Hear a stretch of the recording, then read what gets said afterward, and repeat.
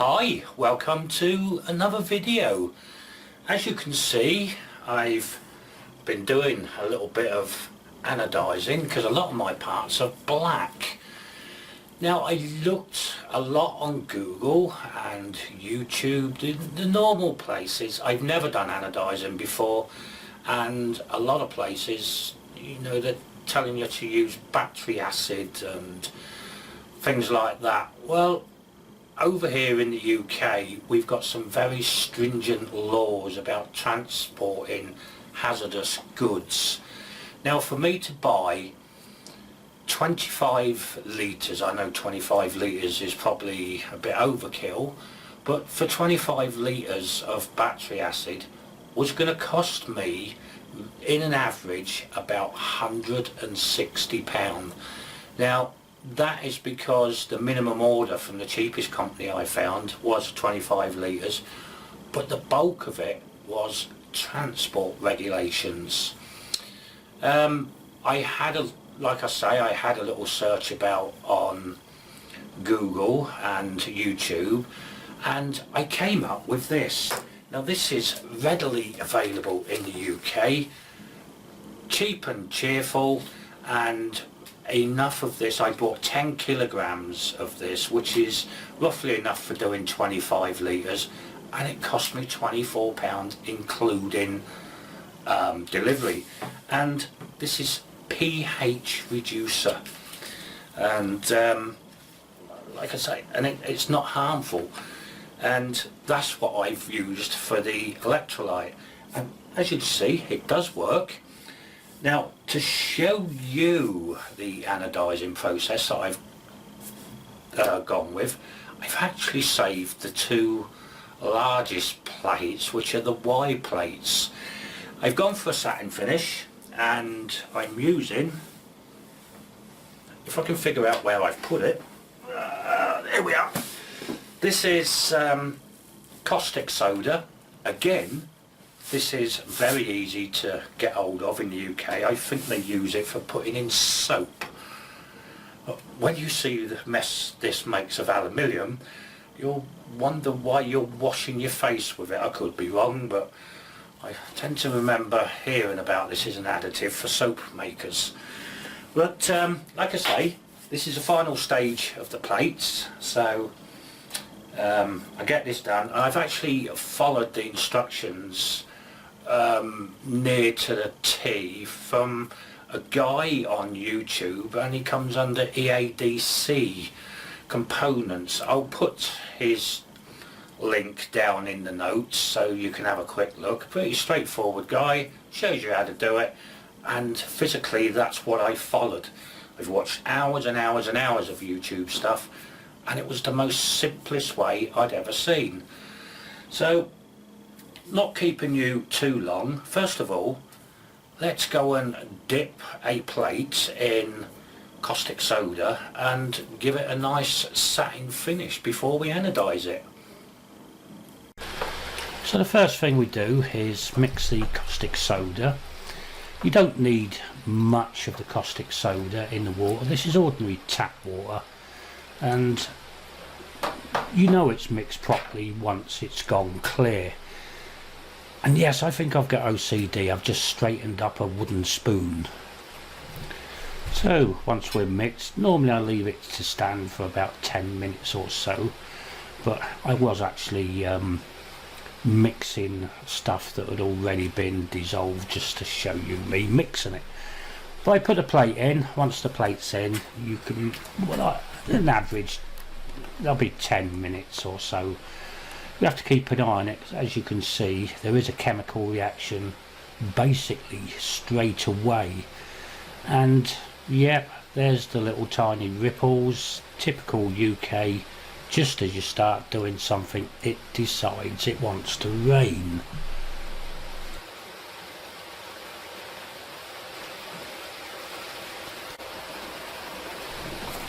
So yep, even chemical trays have umbrellas in the UK because we're used to this sort of weather.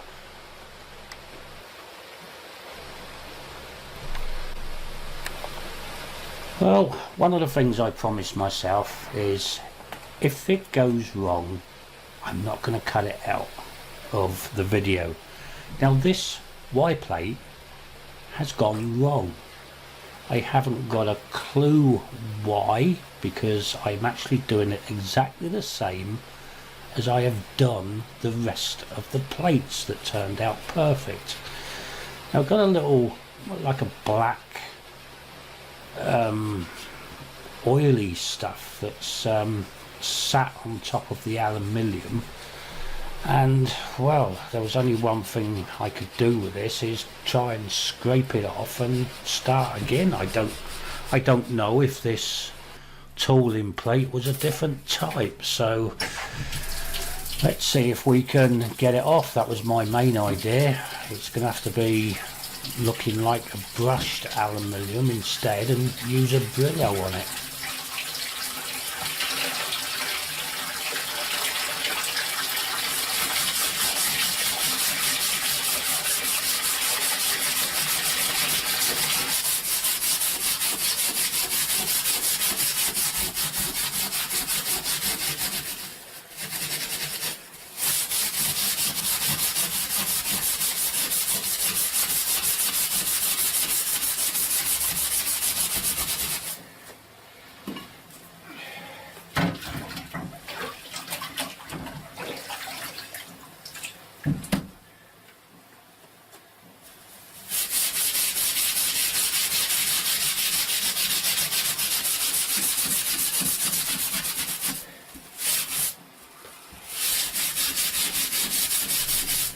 At this stage I am now just having a puddy and decided to do it different.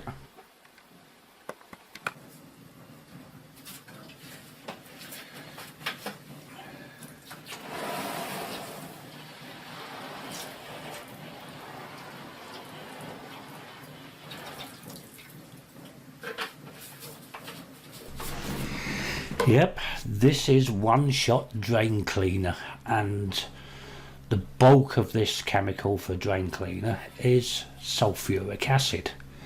So, good old dirty plate, let's just get it sat in here. And yeah, well, you can't see it in the picture, but a little rub and she was starting to look rather clean again.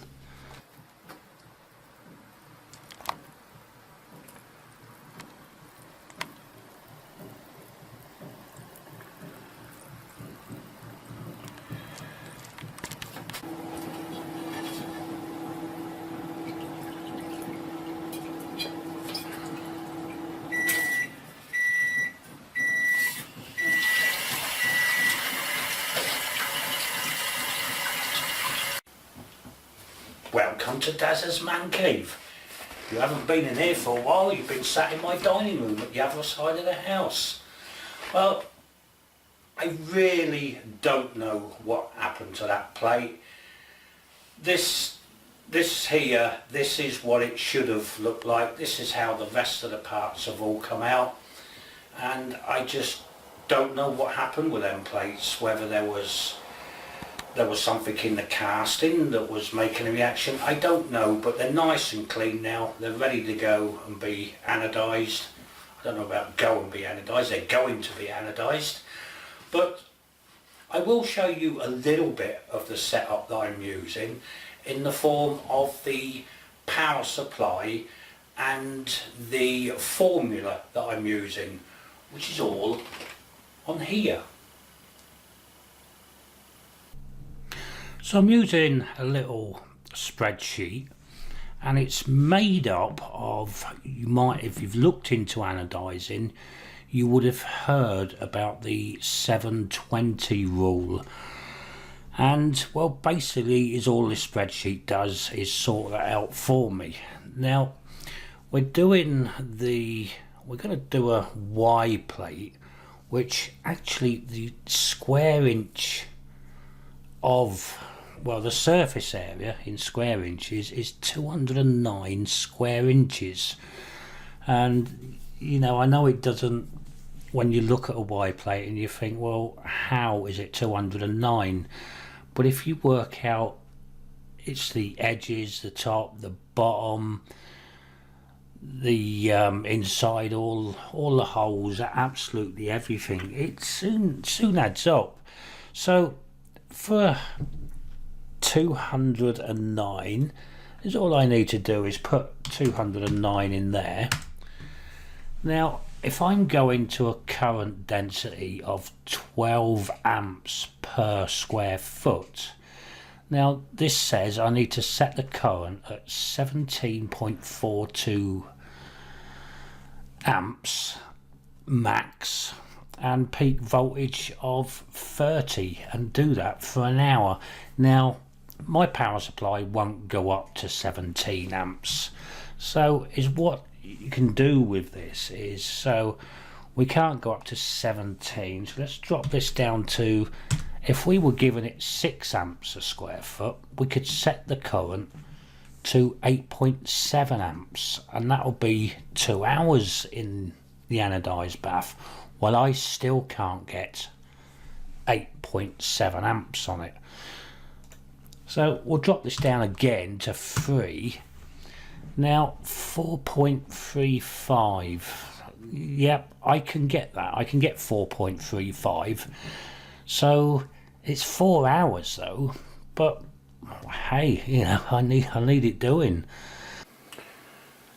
So this is it. This is the fantastic power supply setup I've been using. If you look at a lot of power supplies that they're using for anodizing, it's super duper power supply. It's going to cost you a couple of £100.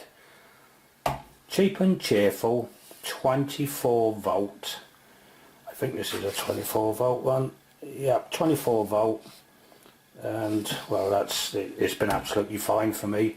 So even if you set the converter on to 30 max, it's only going to get to 24 volt.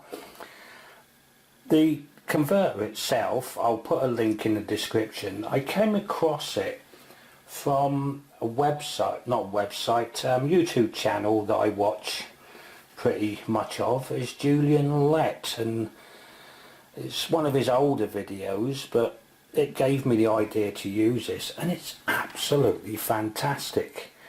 Now is what you can do is, at the minute, this is on the setting, so we can set the amps to be 4.3. We can go across to the voltage and say set it to 30. Now these are maximums they're going to go to, and just set it off. Now of course there's nothing connected, so it's not actually going to get the current. There's no current going through here. Green lights on at the top, meaning we're on our maximum voltage. Now if it got to 4.3 volts, then it would cut the current and go on to constant current. Absolutely fantastic. You're looking at maximum 20 quid for your power supply, and I think this little buck was something like 18-20 quid. It's all eBay stuff, and it has done everything that I've anodized so far. So here we are. This is the setup. 2 pieces of lead and the plate in the middle, and we've got our common connected to the lead and our positive connected to our Y plate. Here's a little power supply. It's on constant current mode at the moment, and it's doing a constant current of 4.3, and it's keeping our voltage below 7.5 volts. So essentials, coffee first. We've got 45 seconds left. Our black Anodize is heated up ready, and we've managed to keep to a current of 4 amps. So normally you would see them picking the part up and dropping it in a nice hot pan full of dye. Well, my plates are too big and I can't do it like that. And that's it. That's time. That's exactly 4 hours now, so it's time to get the plate out of the anodizing bath and see if it's worked. So I'm going to keep this going real time so you can actually see what happened.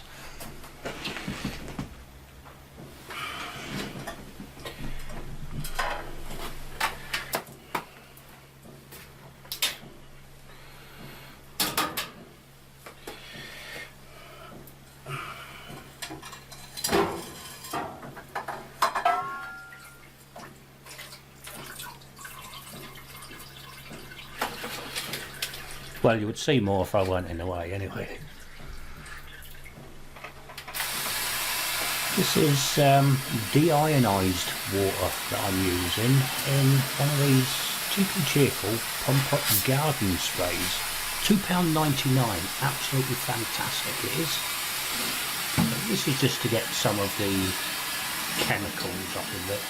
I don't really want to mix it with the black dye because the black dye is actually quite expensive.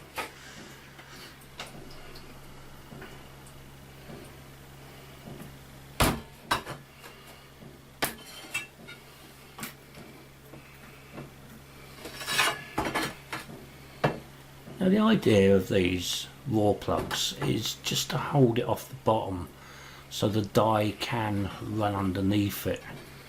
And well, it just helps the bottom out a bit. That is something I shouldn't have done.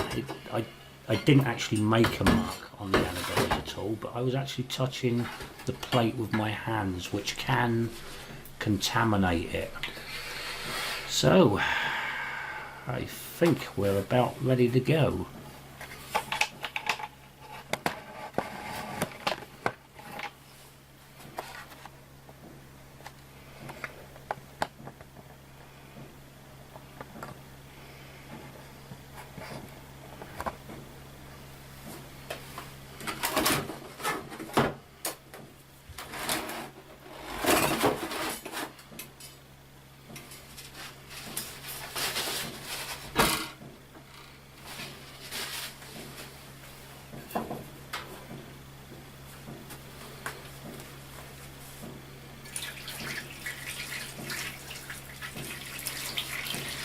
This is the nerve-wracking part of it. Well, it will be in a minute lifting the actual plate and seeing if it's sucking any of the anodize in. Well, not the anodize, the dye.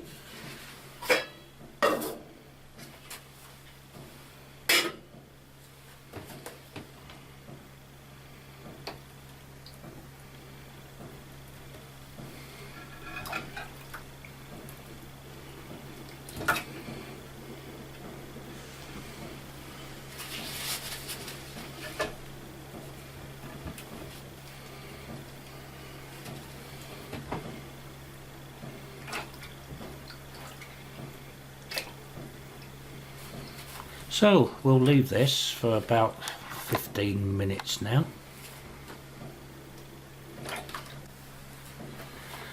So it's been about 15 minutes now, but did it work? Well, you probably can't see it. In fact, I know you can't see it, but above my shoulders there is a head with a massive great big smile going round it. It worked absolutely perfect. It soaked all the dye in. It's shiny jet black at the moment, but once it dries it will go back to being nice satin black.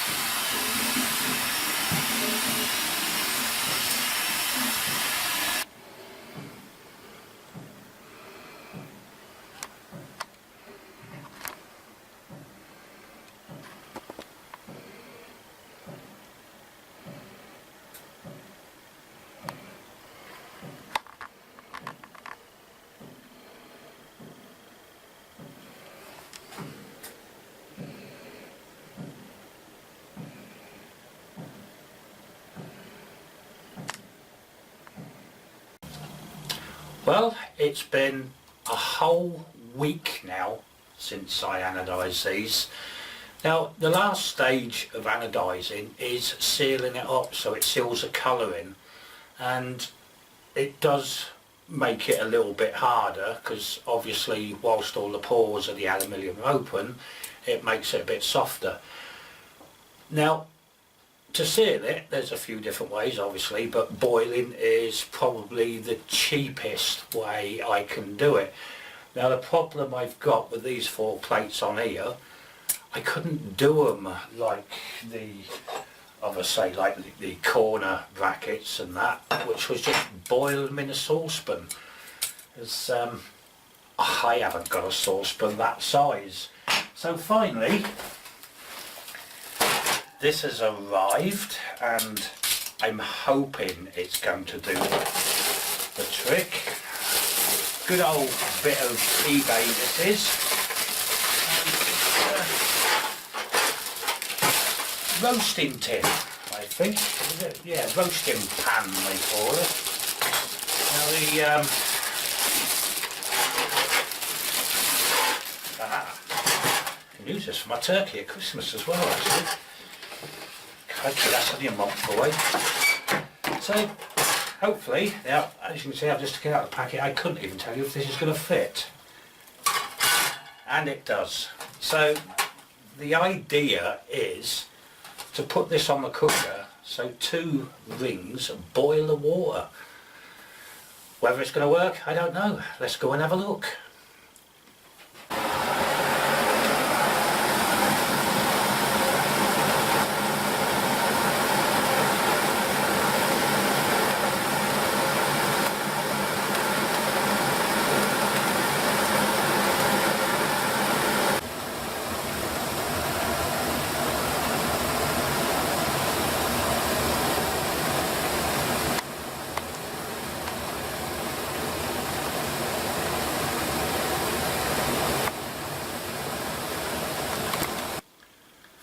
That's it, all the parts are now anodized. I've done a quick put together of it, just check everything's okay, and yes, I'm happy with it. There's only one thing I've got to do now, and that means my poor old ox has now got to be dismantled and this one put up there in its place. Then it's a new venture. It's wiring this up, get it all running. So until the next video, I'll see you soon.